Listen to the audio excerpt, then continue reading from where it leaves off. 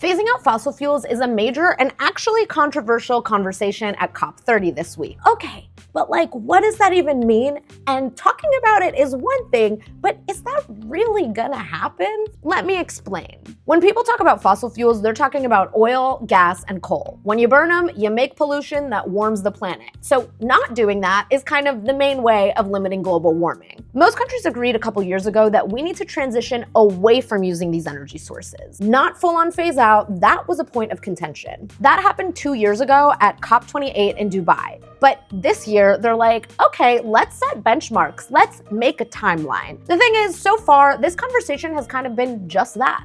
All talk. Because countries like Saudi Arabia, Qatar, and Russia that sell oil and gas or use them to keep the lights on don't want to do that. Building out new systems using new sources of energy costs a lot of money up front. The big change this time is something called the Muchidown decision. So far, it's just one of many drafts that'll come out of this COP that talks about how to build this transition roadmap. Now, the big caveat here is that even if enough countries do agree on a transition plan, it'll be like the Paris Agreement. The document uses some squishy words like urges, invites, emphasizes, requests. Nothing binding, no consequences if you don't hold up your promise, just a collected handshake that says, yep, we'll try. Given that, you might ask, do these decisions have impact? Historically, setting guidelines has helped nudge countries to cut their emissions. It's not perfect, but then no international relations are.